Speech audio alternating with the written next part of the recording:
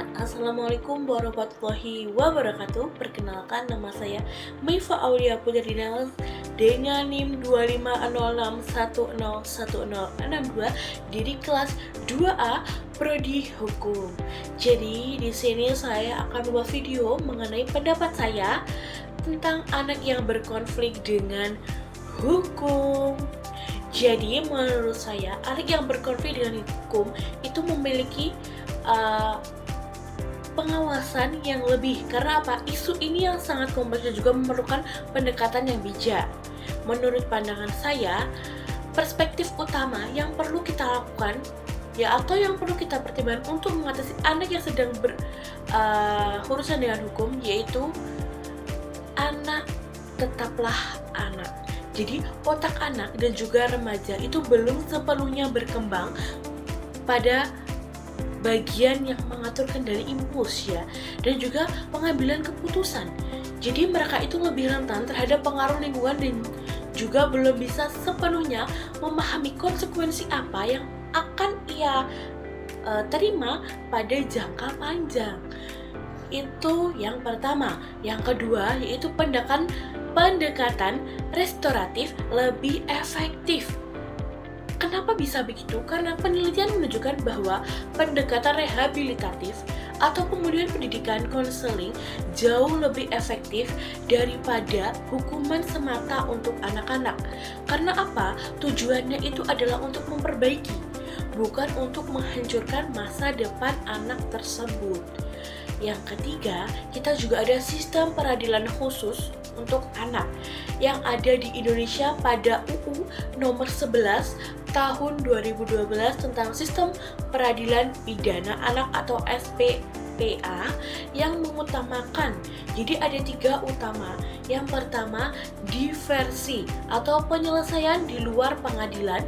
Yang kedua ada kepentingan terbaik bagi anak. Yang ketiga ada menghindari stigmatisasi. Ada 3 pilar yang sangat penting. Yang keempat, kita ada akar masalah yang harus diatasi. Dari mana sih kita harus mengatasinya dulu? Jadi anak yang berkonflik dengan hukum itu seringkali merupakan korban dari apa saja, banyak. Mulai dari lingkungan yang buruk, ada lingkungan yang buruk, kemiskinan, kekerasan rumah tangga, kurangnya pengasuhan, ataupun pergaulan yang salah. Jadi banyak banget dampak yang bisa disebabkan anak itu berkonflik dengan hukum. Jadi sikap yang sebaiknya kita ambil untuk mengatasinya itu bisa menghukum secara berlebihan. Itu tidak boleh menghukum secara berlebihan itu tidak boleh. Jadi kita harus bisa memahami, tidak bisa memperlakukan sama dengan perilaku orang dewasa. Yang kedua, kita harus melibatkan keluarga, sekolah, komunitas dalam proses pemulihannya. Karena apa? Karena bantuan dari lingkungan itu bisa membuat kita mudah untuk melakukan pemulihan. Selain itu memberikan akses pendidikan dan juga bimbingan psikologis. Itu sangat penting. Yang keempat, kita menjaga identitas anak tetap terlindungi dan juga tidak dipublikasikan. Atau kita harus menjaga nama anak tersebut agar anak tersebut tidak lebih terkena di dampak mentalnya. Jadi pada intinya anak yang berkonflik dengan hukum itu membutuhkan interferensi.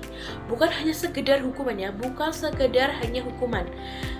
Masyarakat dan juga negara itu juga punya tanggung jawab untuk memastikan mereka itu bisa mendapat kesempatan kedua untuk merubah atau memperbaiki dari kesalahan yang pernah dia lakukan. Jadi mungkin itu yang bisa saya sampaikan mengenai pendapat saya tentang anak yang sedang berkonflik dengan hukum. Jika ada kurang lebihnya mohon maaf. Billahi taufik wal hidayah. Wassalamualaikum warahmatullahi wabarakatuh. See you, bye bye. Dala tu cuerpo alegría Macarena, que tu cuerpo es para dar la alegría. Makes it hard